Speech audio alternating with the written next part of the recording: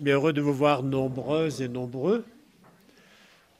Donc pour aborder et présenter ce livret. Ce livret, la bonne nouvelle de la création de la Bible, vous remarquez tout de suite que c'est différent des précédents, puisque jusqu'alors, c'était un livre biblique que je présentais. Mais là, c'est un thème. Donc, un parcours à travers l'ensemble de la Bible. Et ce parcours va d'ailleurs commencer avec la première page de la Bible, le récit de la Genèse. Il y eut un soir, il y eut un matin, premier jour, enfin, Dieu créa le ciel et la terre. Donc, un thème. Voilà. Alors, vous allez me dire, mais pourquoi ce thème et pas un autre? Là, d'abord, je vais vous dire, vous savez bien que la question de la création, de la sauvegarde du soin de la maison commune, le pape François nous a écrit il y a quelques années une encyclique, Laudato Si. Donc il y a déjà un premier rapport avec cela. Et puis, on parle beaucoup d'écologie. Je n'ai pas trop employé le mot dans le livret, mais on en parle beaucoup. Mais je pense que plutôt que de parler de la nature ou de la planète, mais il est important de parler de la création. C'est le mot chrétien pour désigner ce monde dans lequel nous sommes. Et ce monde a été voulu par Dieu. Il est créé. Et nous-mêmes, nous le sommes. Alors, donc ce n'est pas une mode. Du moins, j'espère ne pas avoir trop cédé à la mode. Mais vraiment, c'est un sujet important pour le présent et pour l'avenir. La Bible parle de la création. Dans la Bible, le verbe créer n'est utilisé que pour Dieu. L'homme ne crée pas, c'est Dieu qui crée. Aujourd'hui, on emploie le mot création ou créer. On pourrait parler de quelqu'un qui a inventé quelque chose, mais c'est un usage très libre. Dans la Bible, vraiment, il n'y a que Dieu qui crée le monde. Mais il faut bien comprendre ce terme, j'y viendrai. Il faut bien comprendre aussi, et c'est pour cela que je m'attarderai surtout au récit de la Genèse, bien comprendre cette mission de l'homme qui est décrite dans les premiers chapitres de la Genèse. Qu'est-ce que veut dire dominer ou soumettre? Est-ce que c'est exploiter? Est-ce que c'est détruire? Sûrement pas. Donc voilà, bien comprendre ce terme. J'y viendrai. Qu'est-ce qu'il y a dans ce livret? Il y a 8 textes bibliques. Un par mois, nous sommes déjà à la fin du mois d'octobre, donc un par mois pour l'année. 3 passages de la Genèse. Donc l'assistance sera mise sur les origines. On m'entend plus? Ah mon Dieu, je me suis légèrement écarté du micro. Bon, je ne bougerai plus. Je vais parler comme ça, tout raide. Voilà, donc, dans ce livret, 3 passages de la... On ne m'entend pas? Alors là, je ne sais pas quoi faire. Hein. Mais oui, mais si je baisse, il tombe.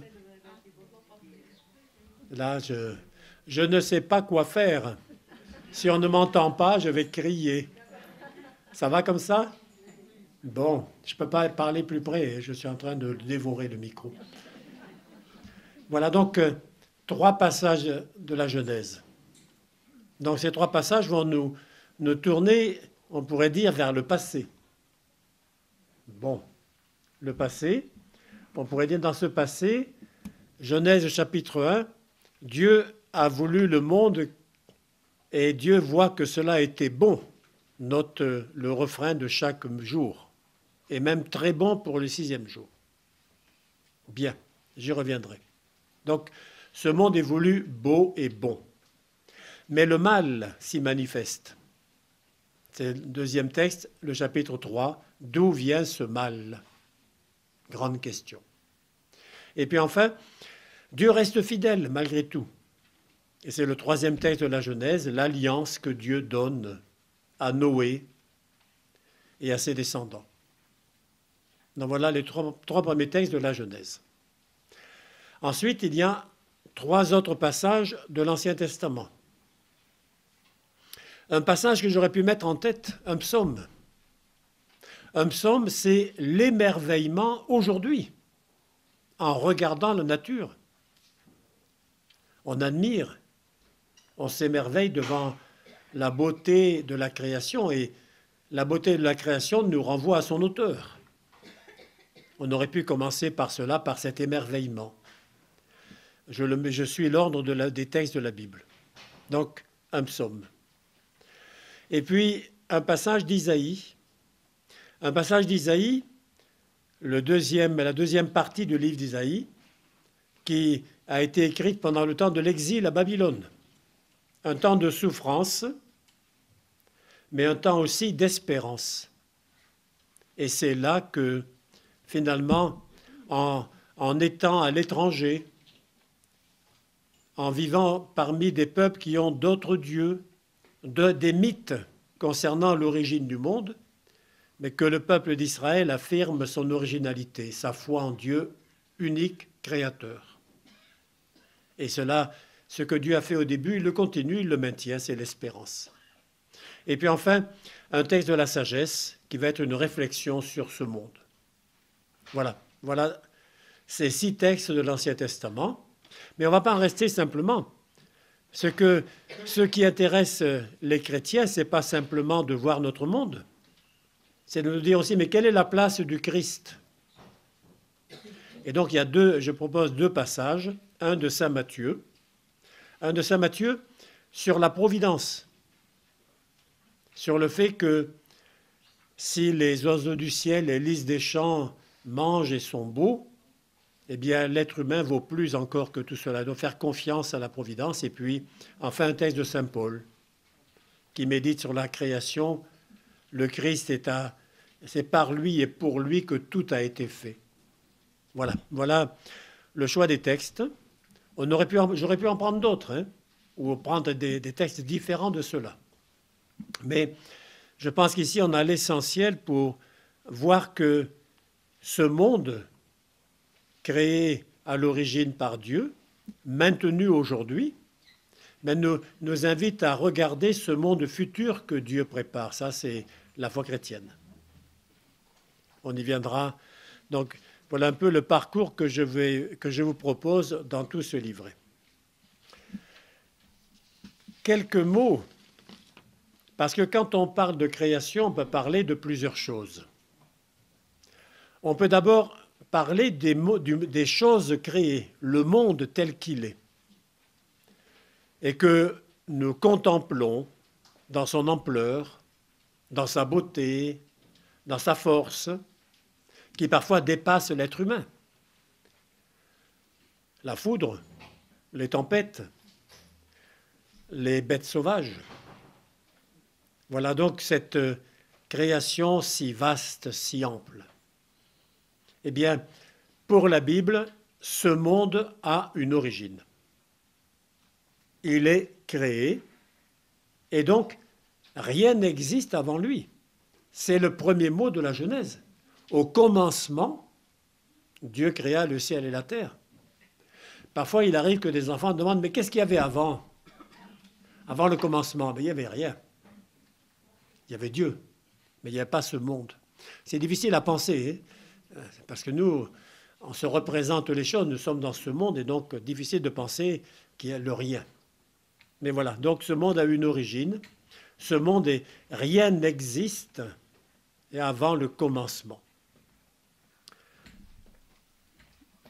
Excusez-moi. Je vous en prie, prenez place.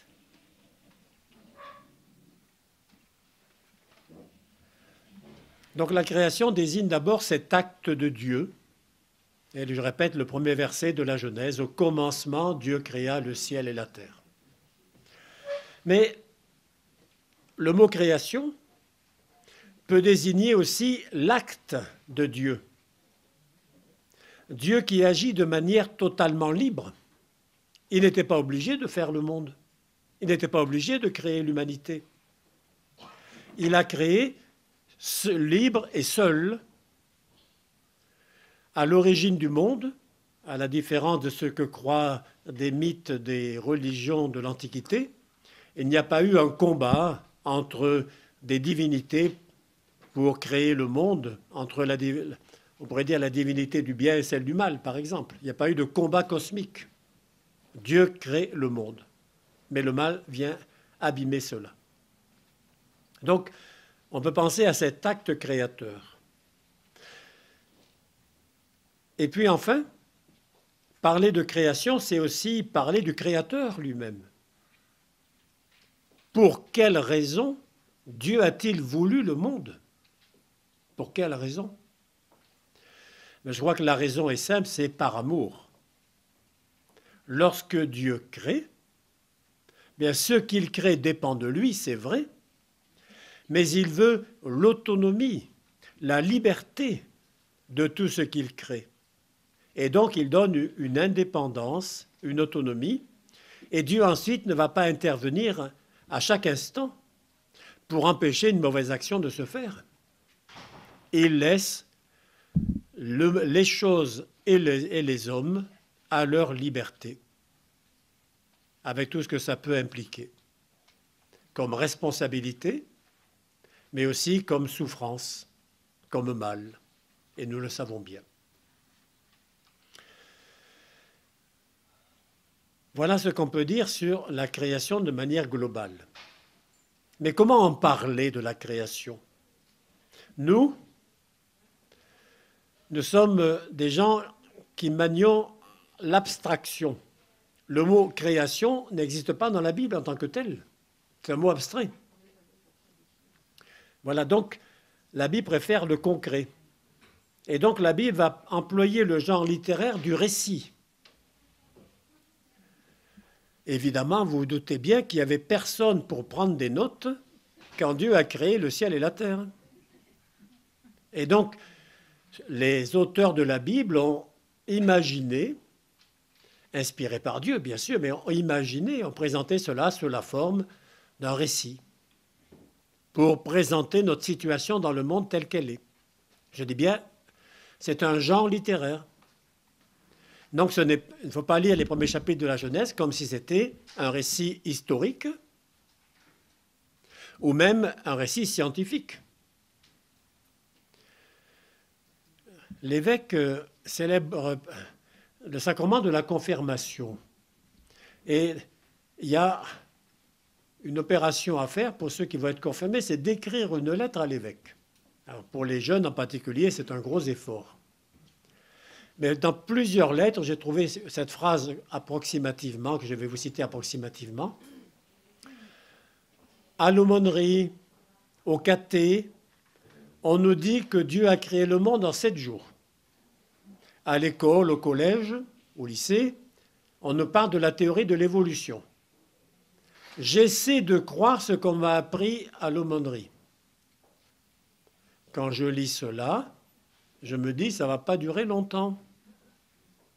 Parce que c'est mis en opposition.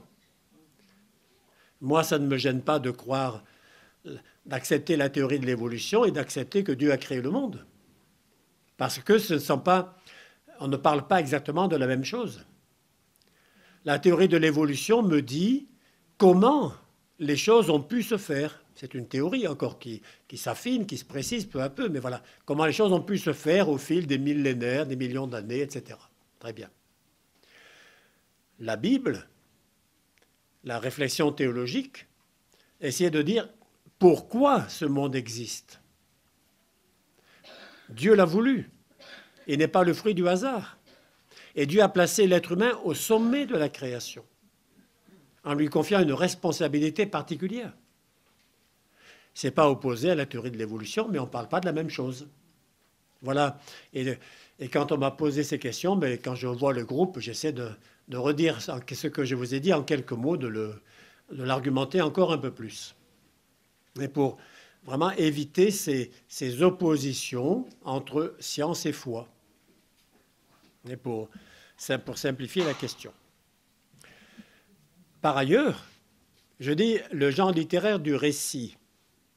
Les autres religions dans l'Antiquité avaient aussi des récits sur les origines. En Égypte, à Babylone, à Ninive. Ces peuples, et même les Cananéens qui habitaient là, en Terre sainte. Donc ces peuples qui fréquentaient le peuple d'Israël avaient leurs mythes. Mais ces mythes où il y avait plusieurs choses inacceptables pour le peuple hébreu.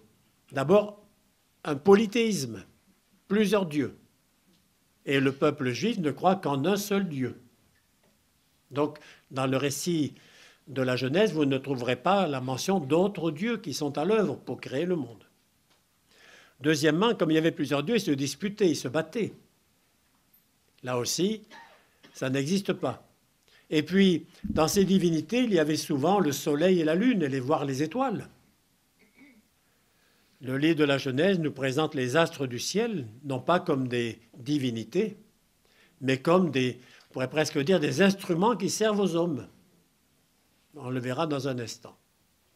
Donc, vous voyez, un récit très différent des récits mythologiques des autres religions de l'Antiquité. Voilà ce que je peux dire. Donc, le mot création est un mot théologique et qui désigne l'acte de Dieu qui veut l'existence en dehors de lui, d'un monde et d'êtres libres que nous sommes, nous les êtres humains. Mais attention, parler de l'acte de Dieu, il y a un risque. Je renvoie la création dans le passé, et un passé lointain. La création, c'est aussi le fruit de l'acte de Dieu. Et ce monde tel qu'il est, mais il est soutenu par Dieu. Et je vous enverrai par exemple tout à l'heure, on lira rapidement un psaume qui montre que l'œuvre de Dieu continue. Elle n'est pas réservée elle n'est pas remontée à 14 milliards d'années et puis après Dieu c'est fini. Il s'est caché. Non, c'est beaucoup plus complexe que cela. Et enfin, dans la foi chrétienne, et déjà dans l'Ancien Testament, il existe un lien étroit entre la création et le salut. Dieu a fait le monde beau, bien. Le mal est venu dégrader, abîmer cette réalité. J'y viendrai aussi. Mais Dieu veut sauver ce monde, veut sauver l'humanité. Et donc, il y a un lien entre la création et le salut, et c'est dans la personne du Seigneur Jésus bien que cela va se réaliser. Et déjà, un nouveau monde commence. On ne le voit que peu. Il se prépare. Mais nous espérons que ce monde nouveau, nous le verrons un jour. Donc, vous voyez, finalement, ce regard nous tourne vers le passé, mais sans oublier le futur, la terre nouvelle et le monde nouveau que Dieu prépare. Voilà un peu ce que je voulais vous dire avant de passer à la lecture de l'un ou l'autre texte biblique. L'un ou l'autre, je voudrais d'abord passer du temps sur le premier chapitre de la Genèse. Il n'est pas naïf, ce texte de la Genèse. Il paraît comme ça, à première vue, tout simple. En fait, il est composé de façon très soignée. Il met en évidence bien des choses, bien des éléments que je voudrais essayer de faire apparaître en le lisant. Qu'est-ce qu'on trouve d'abord? On trouve d'abord qu'il y a 7 jours, une semaine initiale. Pourquoi 7 jours et pas 8, ou bien pas 6 ou 4? Vous devinez bien que ces jours ne correspondent pas à nos jours de 24 heures. Bien sûr que non. Je répète, c'est un genre littéraire pour parler de ce monde. Pourquoi parler de 7 jours? En référence à la semaine juive. Et le 7e jour est le jour du sabbat, le jour du repos. Donc, Dieu travaille 6 jours et se repose le 7e jour. Et voilà déjà une première indication sur ces jours Ces jours qui commencent non pas à minuit, non pas au lever du soleil, mais qui commencent il y eut un soir et il y eut un matin. C'est la manière juive de compter les jours. Le jour commence avec le coucher du soleil du jour précédent. C'est arbitraire, mais commencer à minuit, c'est tout aussi arbitraire. Hein. Voilà, chacun a son principe. Voilà les jours, et il ne faut pas s'étonner, ça faisait rire Voltaire, paraît-il, de voir que Dieu commence par créer, ça le faisait rire, Dieu commence par créer la lumière, et puis le soleil ne vient qu'au 4e jour. Alors il trouvait ça étonnant. En disant, c'est quand même bizarre. Hein. Bon, voilà. Bon. Mais vous voyez bien que ça n'est pas du tout voulu de cette manière-là. On va essayer d'avancer un peu dans la compréhension de ce récit. Donc déjà, une semaine, qui correspond à la semaine juive, qui se clôture par le jour du sabbat, le jour le plus solennel de la semaine. Et donc cela nous avait fait penser que ce sont des prêtres juifs qui auraient écrit ce chapitre, à cause de cette incidence-là. Qu'est-ce qu'il y a encore? Voyons les 2 premiers versets. Au commencement, Dieu créa le ciel et la terre. Or, la terre était vide et vague. Les ténèbres couvraient l'abîme et un souffle de Dieu agitait la surface des eaux. Je lis la traduction de la Bible de Jérusalem. Hein. Si j'allais à l'hébreu, la première lettre de toute la Bible est un B. Bête. Pas un A. Les rabbins ont beaucoup réfléchi à ça. Pourquoi? En disant pourquoi ça commence par un B et pas par un A? Et bien précisément, le A, c'est l'affaire de Dieu. Le B, c'est notre monde tel qu'il est. Voilà. Nous sommes dans le temps. Et donc, c'est déjà la 2e étape, si l'on peut dire. Bon. Après, il y a des spéculations. Je m'arrête là simplement. Donc, au commencement, Dieu créa le ciel et la terre. Voilà le programme et de la création. La terre était tohu bohu. C'est encore de l'hébreu. Hein. Tohu bohu, vide et vague. Une espèce de terrain vague. Tout est en tout, toute espèce de mélange épouvantable. Vide et vague. Voilà. Et que va faire Dieu dans la création? Regardez-vous, je vais vous attirer votre attention là-dessus. Mais Dieu va d'abord commencer par séparer. Et après, il va classer. Il commence par séparer. Quand il y a un désordre indescriptible, comme c'est le cas dans cette création telle qu'elle est d'emblée, il faut mettre de l'ordre. Il faut séparer, donc je vous lis, que Dieu dit que la lumière soit et la lumière fut, Dieu vit que la lumière était bonne, Dieu sépara la lumière et les ténèbres. Première séparation. Il y eut un soir, il y eut un matin, premier jour. Deuxième jour, qu'il y ait un firmament au milieu des eaux et qui sépare les eaux d'avec les eaux. Ça me paraît un peu bizarre, mais derrière, il y a la conception du monde que se faisaient les Juifs. De temps en temps, il pleut. Ça montre bien qu'il y a de l'eau là-haut. Il pleut. Donc on ouvre une trappe, des nuages passent et l'eau tombe. Ou de la grêle, ou de la neige, enfin suivant la saison. On referme la trappe et le beau temps revient. Donc il y a de l'eau par là-haut. Vous creusez le sol, avec de la chance, vous trouvez de l'eau. Donc il y a de l'eau en dessous. Mais à d'autres endroits, vous creusez, vous trouvez rien. Que de la terre ou des cailloux. Donc ça montre que vous êtes sur l'un des piliers de la terre.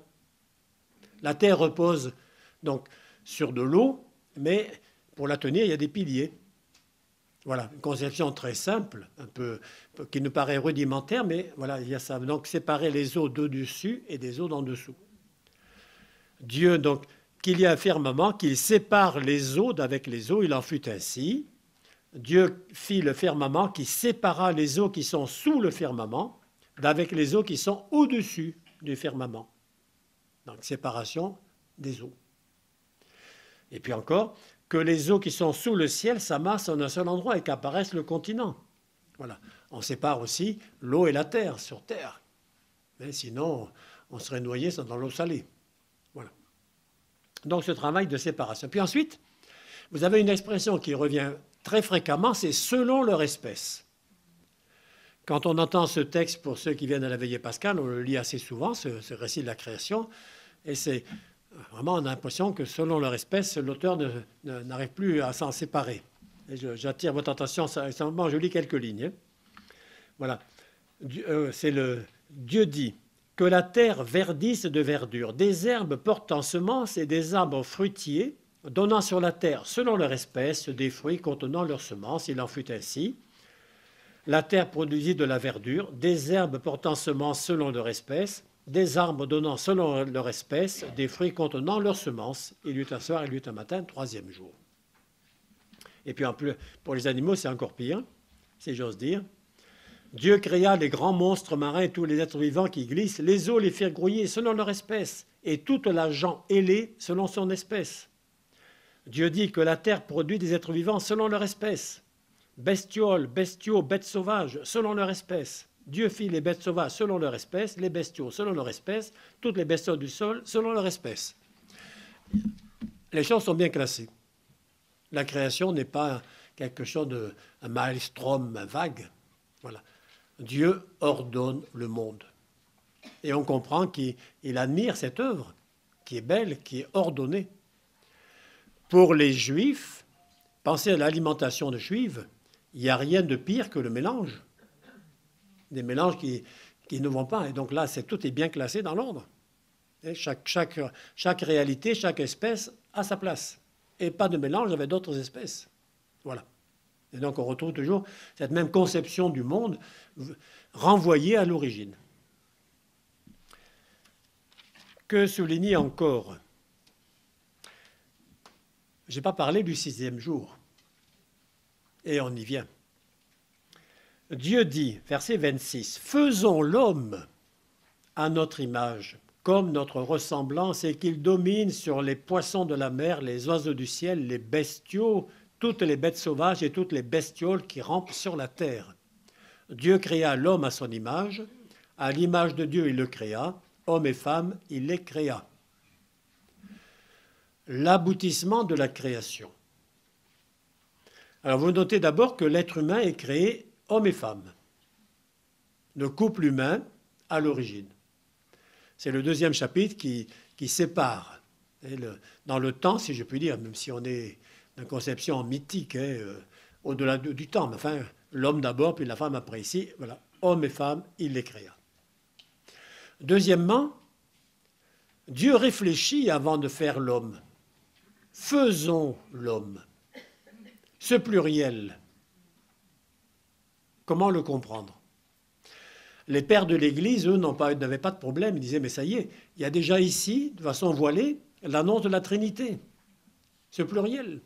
Ça peut être que la Trinité qui était annoncée, alors, de façon très cachée, mais quand même, voilà, quelque chose est là.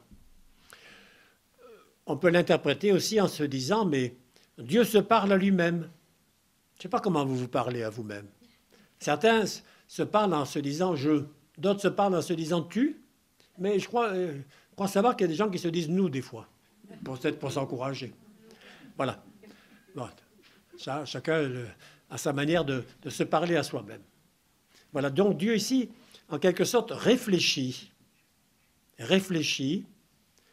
Alors certains disent que mais Dieu parle à la cour divine, aux anges. Bon, encore une troisième hypothèse. Bon, voilà. Dieu réfléchit avant de se décider, si je peux dire, à créer l'être humain. L'enjeu est grave.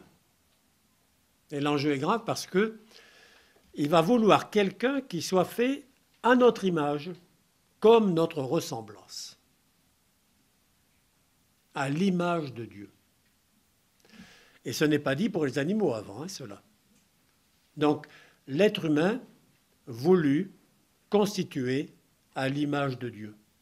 Et le texte ajoute une image qui ressemble, parce qu'il peut y avoir des images un peu abîmées, à l'image comme notre ressemblance. Donc une image qui ressemble bien à Dieu. Voilà comment c'est évolué à l'origine. Ensuite, cette ressemblance sera abîmée, mais c'est tout l'effort de la vie chrétienne que de faire que l'image de Dieu que nous avons reçue soit vraiment ressemblante le plus possible.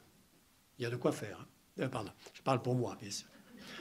Voilà, donc À l'image de Dieu, il le créa, hommes et femmes, il les créa. Et il leur donne une mission. Verset 28. Dieu les bénit, donc une bénédiction, là encore, qui n'existait pas auparavant pour les autres réalités créées. Il les bénit et il leur dit, voilà, soyez féconds, multipliez, emplissez la terre et soumettez-la, dominez. Ces verbes n'ont pas toujours été bien compris, en particulier les derniers. Alors, comment bien les comprendre? D'abord, il faut se remettre à peu près à l'époque où ce texte a pu être écrit. 5 à 600 ans avant Jésus-Christ, sans doute, hypothèse, bien sûr, où la capacité de l'être humain de dominer et de soumettre était limitée. Et comment dominer les poissons de la mer quand on a une petite barque? Comment dominer les oiseaux du ciel quand on reste sur terre? On peut les voir, on peut leur donner un nom, mais on ne peut pas voler. Hein. Bon, et ainsi de suite, ou les bêtes sauvages.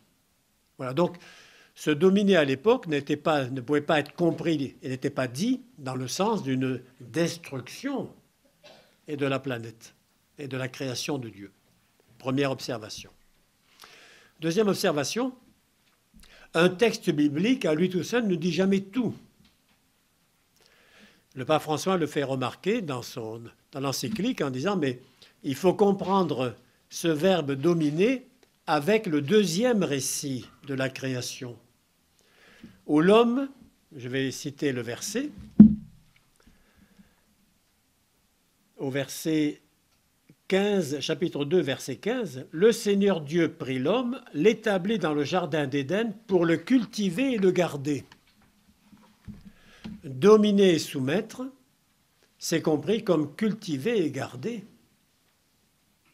Et là, il n'y a aucune idée de destruction, à part peut-être les mauvaises herbes dans le jardin. Mais voilà, cultiver et garder, ça n'est pas du tout écrasant ni destructeur. Voilà, donc comprendre et compléter les textes les uns par les autres, c'est l'un des principes aussi de l'exégèse biblique. Aucun texte ne dit tout à lui tout seul. Il peut nous inspirer, mais vouloir tout interpréter à partir d'un seul texte, ça s'appelle une hérésie. C'est-à-dire qu'on découpe un texte et on ne voit plus que cela. Donc, soyez féconds, multipliez, emplissez la terre et soumettez-la, dominez. Voilà un peu comment on peut comprendre ces verbes. La parole de Dieu n'est pas finie encore. Il y a, dans les 7 jours de la création, vous savez combien il y a de paroles de Dieu? Il y en a 10. Pourquoi 10 et pas 9? Il faut penser là aussi à un autre texte biblique où il y a 10 paroles. 10 paroles, je vous parle en français. Si je parlais en grec, je dirais décalogue. Les 10 paroles de Dieu. Des paroles qui sont données comme une loi. Mais ces paroles de Dieu au début de la création, c'est, on pourrait dire, comme une loi pour que vive le monde. Et ensuite, le décalogue, c'est une loi pour que les hommes puissent vivre entre eux, essentiellement, en tant que peuple croyant. Donc, 10 paroles. Et la dernière de ces paroles, c'est « Je vous donne toute herbe portant semence qui sont sur toute la surface de la terre, et tous les arbres qui ont des fruits portant semence, ce sera votre nourriture. » Si je comprends bien le texte, l'homme humain, l'être humain est végétarien. On verra d'ailleurs après Noé qu'on lui donne les animaux à manger ensuite. Mais pour l'instant, non. Il n'y a pas de violence dans ce monde que Dieu veut. Alors, ne m'interrogez pas sur les bêtes sauvages. Hein. Le texte n'en parle pas. Hein. C'est un monde idéal et parfait, bien sûr. Voilà. Dieu vit tout ce qu'il avait fait. Cela a été très bon. Il y eut un soir, il y eut un matin, 6e jour. Et donc, ainsi, je les premières lignes du chapitre 2. « Ainsi furent achevés le ciel et la terre avec toute leur armée. Au septième jour, Dieu avait terminé tout l'ouvrage qu'il avait fait. Et le septième jour, il chôma. Après tout l'ouvrage qu'il avait fait, Dieu bénit le septième jour et le sanctifia, car il avait chômé après tout son travail de création. » Le sabbat n'est pas une invention humaine. La preuve, Dieu s'est reposé. Voilà, on pourrait dire, le fondement théologique du sabbat, du samedi juif, du sabbat juif et du dimanche chrétien. Voilà, je me suis attardé sur le chapitre 1 de la Genèse parce que c'est un texte complexe, contrairement aux apparences. Alors j'ai mis des notes, bien sûr, le plus possible, mais vous devinez que j'ai parlé plus longuement que les quelques notes que j'ai pu mettre dans le livret.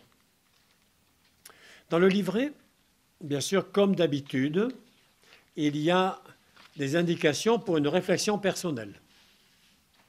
Et donc, voilà. Qu'on passe c'est toujours la même méthode. Et pas si réfléchir personnellement au texte, si on arrive à la rencontre sans avoir même lu le texte, ça n'a aucun intérêt. Voilà, donc, des éléments pour la réflexion personnelle. Et puis, pour la rencontre de groupe, j'invite régulièrement à commencer par dire ce qui a marqué dans ce récit. Et qu'est-ce qui a marqué? Et on ne va pas discuter, on s'écoute d'abord. Et puis ensuite, peut-être ce qui était difficile ou obscur. Parce que tout n'est pas très facile. Et puis, je pose une question et en général, il y a un texte du pape François ou du catéchisme de l'Église catholique à partir essentiellement de l'encyclique Laudato Si. Donc pour faire réfléchir, parce que dans cette encyclique, il y a un chapitre entier sur les racines bibliques, et donc qui est repris assez largement dans ce texte. J'en profite pour remercier ceux qui ont collaboré aussi à la préparation de ce livret, parce que je ne l'ai pas fait tout seul, et je tiens à remercier, je crois que quelqu'un est ici. Voilà. Alors, maintenant, j'ai passé beaucoup plus vite parce que je vais encore parler 10 minutes, un quart d'heure, puis après vous laissez la parole, parce que je ne suis pas simplement là pour vous saouler de mots, mais aussi pour, si vous avez des remarques, des réflexions, des questions, mais ce sera le moment d'y venir. Donc, ce monde est bon, mais quand on voit le monde d'aujourd'hui, quand on voit le monde d'aujourd'hui, quand nous voyons bien que le mal est là. Et donc, il faut expliquer la venue du mal dans le monde.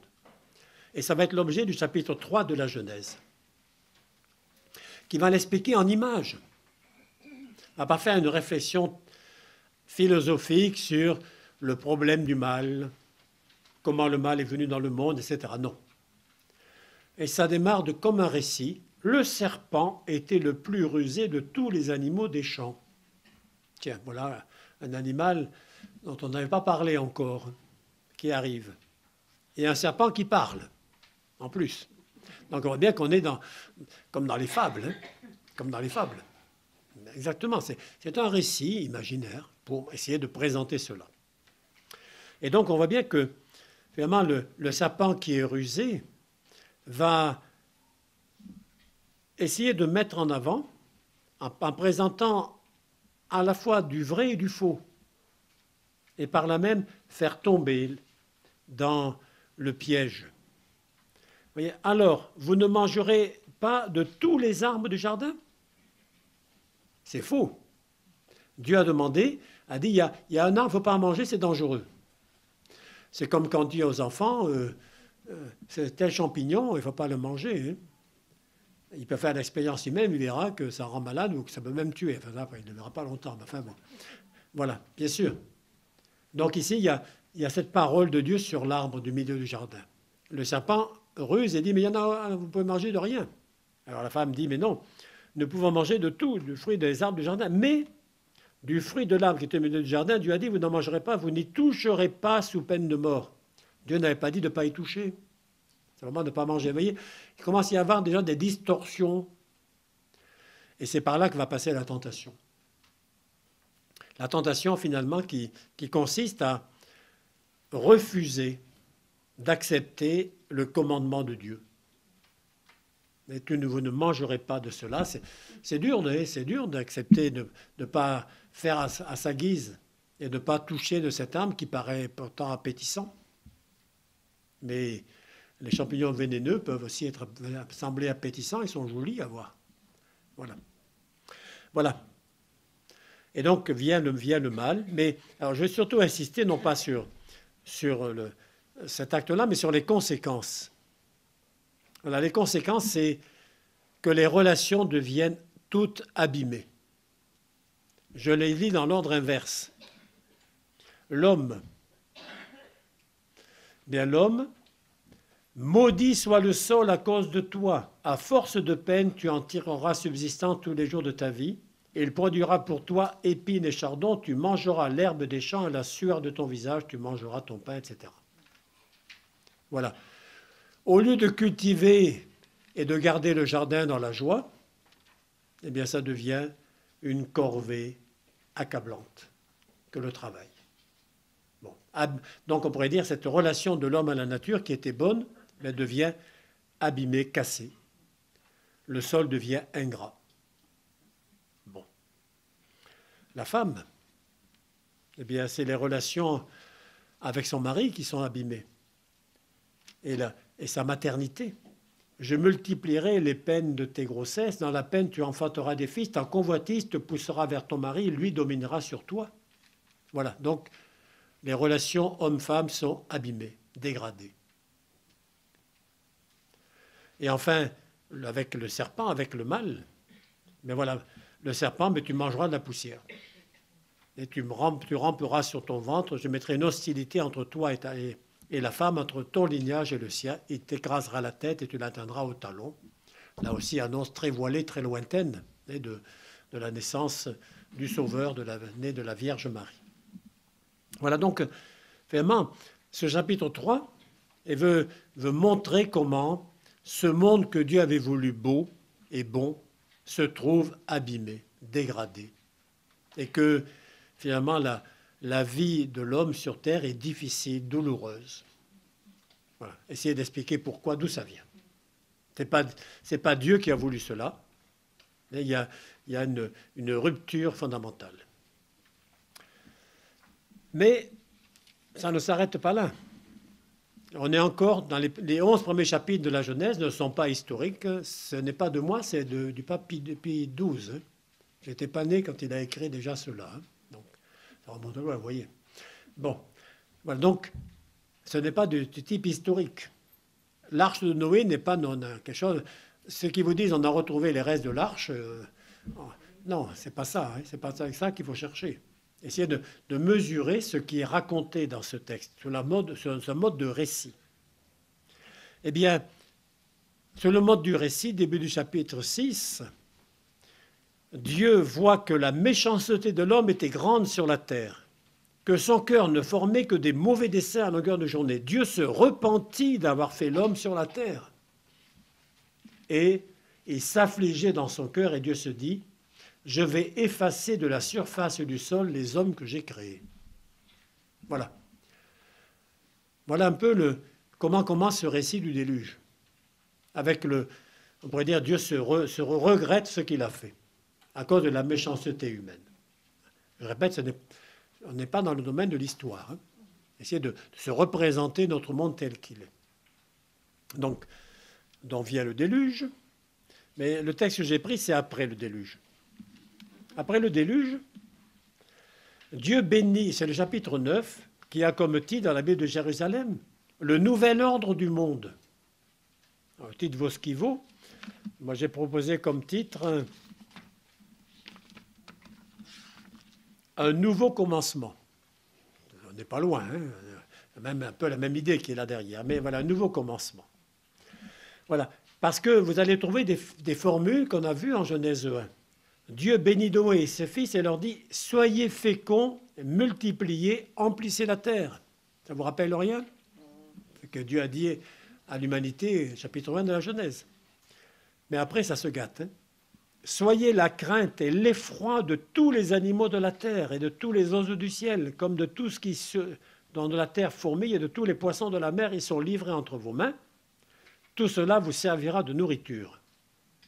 Désormais, on devient carnivore. Un nouvel ordre du monde, oui, un nouveau commencement, mais qui prend en compte aussi tout ce qui s'est abîmé. Et tout ce qui s'est abîmé. Et finalement, ici, dans ce texte, on peut tuer les animaux, mais il y a une demande qui est faite, c'est que le sang soit versé à part. Et on retrouve là toute la cuisine cachère, ou halal, qui est du même style. Hein, voilà, c'est-à-dire verser le sang à part parce que le sang, appartient à Dieu. Et voilà donc. Et puis, Dieu s'engage à ne plus recommencer. Non pas la création, mais ne plus recommencer à vouloir détruire. Et donc, il donne une alliance sans condition. Et c'est dans ce sens-là que Dieu se révèle fidèle maintenant. Fidèle pour toujours. Voici le signe de l'alliance que j'institue entre moi et tous les êtres vivants qui sont avec vous pour les générations à venir. Je mets mon arc dans la nuée, l'arc-en-ciel. C'est l'arc-en-ciel, pas un arc de guerre, hein, l'arc-en-ciel. Voilà. Lorsque j'assemblerai les nuées sur la terre et que l'arc apparaîtra dans la nuée, je me souviendrai de l'alliance qu'il y a entre moi et vous. Voilà, l'arc-en-ciel, vu comme un souvenir pour Dieu. Attention, il ne faut pas qu'il pleuve trop. Ça fait du dégât. Voilà, donc l'arc-en-ciel. Voilà, une promesse de Dieu. Ce monde qui a failli être détruit, bien, ce monde et tous les êtres humains, tous les êtres vivants même, bien finalement sont rétablis, restaurés. Et ce monde avec le mal qui est dedans, désormais il est bien là, mais Dieu reste fidèle et quelque chose se prépare, quelque chose de nouveau. J'en reste là, et sur les premiers chapitres de la Genèse. Un mot sur le psaume, c'est le 4e passage. J'ai pris un long psaume. J'aurais pu en prendre un plus bref, mais je l'avais mis dans le livret sur les psaumes. Ô Seigneur notre Dieu, qu'il est grand ton nom par toute la terre. Il est très bref, il est beau, mais je l'avais déjà mis, alors j'ai voulu proposer d'autres textes, pour qu'on ne dise pas, non, on a déjà vu ça. Bon. Voilà. Donc j'ai pris le psaume 103, 104, qui est long, et 35 versets, mais qui commence très bien. Bénis le Seigneur, ô mon âme. Seigneur mon Dieu, tu es si grand. Revêtu de magnificence, tu as pour manteau la lumière. Voilà. Et puis ce psaume reprend les grands aspects de la création. Tu as donné son assise à la terre, verset 5. Qu'elle reste inébranlable au cours des temps, tu l'as vêtue de l'abîme des mers. Voilà. Et puis les eaux se rassemblent, dans les ravins tu fais jaillir des sources, et l'eau chemine au creux des montagnes, elle abreuve les bêtes des champs. Vous remarquez que les verbes sont au présent, de l'indicatif. Pour un psaume, et qui a commencé, tu as donné son assise à la terre au passé, tu l'as vêtu de l'abîme des mers, mais ensuite on passe au présent. C'est-à-dire que la création continue pour l'auteur du psaume. Ce n'est pas qu'une affaire d'un vieux passé qui remonte à des milliards d'années ou des millions d'années. Non, ça continue. Dans les ravins, tu fais jaillir des sources. L'eau chemine au creux des montagnes. Elle abreuve les bêtes des champs. L'âme sauvage y calme sa soif. Voilà. C'est-à-dire que ce monde, mais qui continue à vivre, c'est grâce à Dieu aussi, de manière discrète, bien sûr. Et de manière discrète. Ou encore au verset 27. Tous, ils comptent sur toi pour leur recevoir leur nourriture au temps voulu. Tu donnes. Eux, ils ramassent. Tu ouvres la main, ils sont comblés. Tu caches ton visage, ils s'épouvantent. Tu renvoies ton souffle, ils sont créés. Tu renouvelles la face de la terre. Voilà. Et puis ce psaume se termine par une louange à Dieu à nouveau. Gloire au Seigneur à tout jamais, que Dieu se réjouisse en ses œuvres. Bénis le Seigneur, ô mon âme. Donc, ce psaume, c'est l'émerveillement. Et devant la création telle qu'elle est, il nous faut nous émerveiller. Il faut nous émerveiller parce que c'est le début de la prière, l'émerveillement. Si on n'est pas capable de s'émerveiller, on ne priera pas. Et j'aime bien une réflexion que m'avait faite une de mes plus jeunes sœurs. C'est elle qui me l'a rappelé, j'avais complètement oublié cela. Elle avait peur de l'orage. Elle était toute jeune. Elle avait peur de l'orage. Et puis, un jour, je lui aurais dit, regarde comme c'est beau. eh bien, elle n'a plus eu peur. Ben voilà, c'est être capable de s'émerveiller devant les éclairs, tout ça. Voilà, on peut trembler de peur, mais puis regardez, c'est beau. Ça dure qu'une dixième de seconde, mais voilà, c'est beau aussi. Voilà. Bon, c'est un exemple. Hein.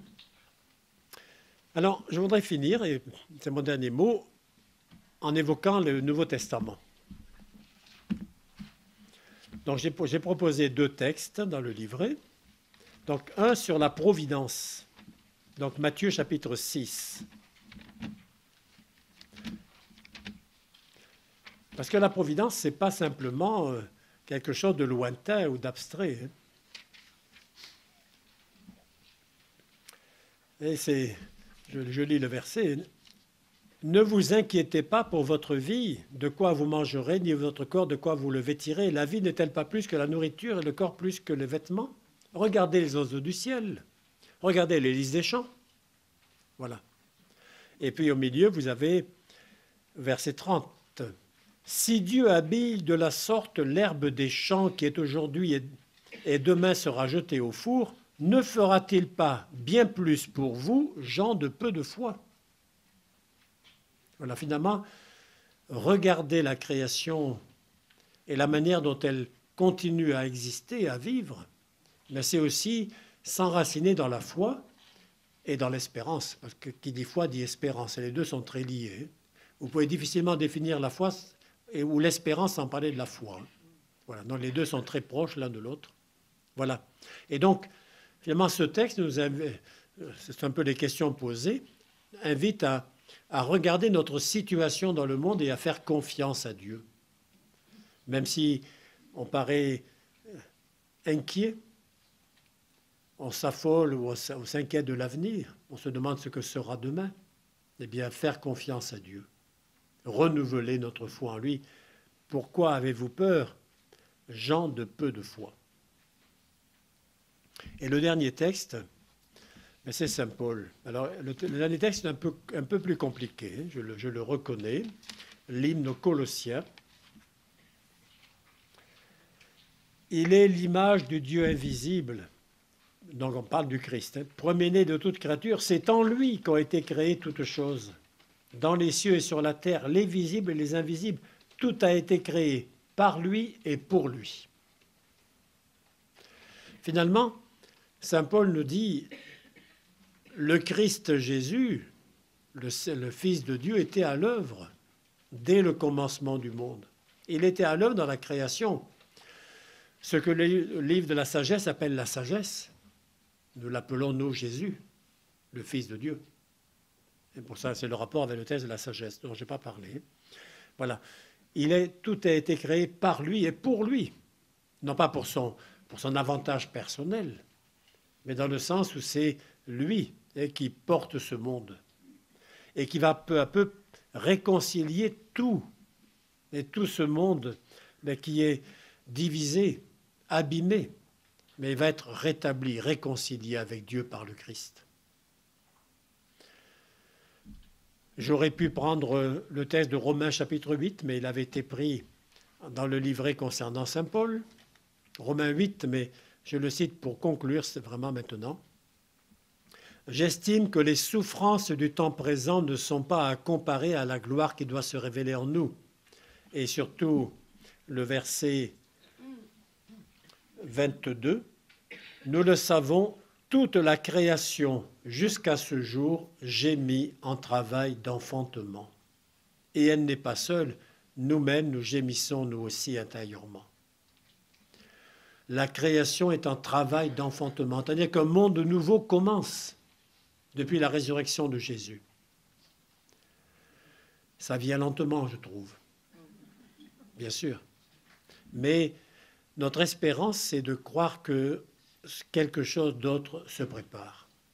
Un ciel nouveau, une terre nouvelle. Et il est dit dans l'Apocalypse que la Jérusalem céleste, elle est habillée de vêtements qui sont les prières des saints. Et ces saints, c'est nous aussi. Je vous remercie de votre attention.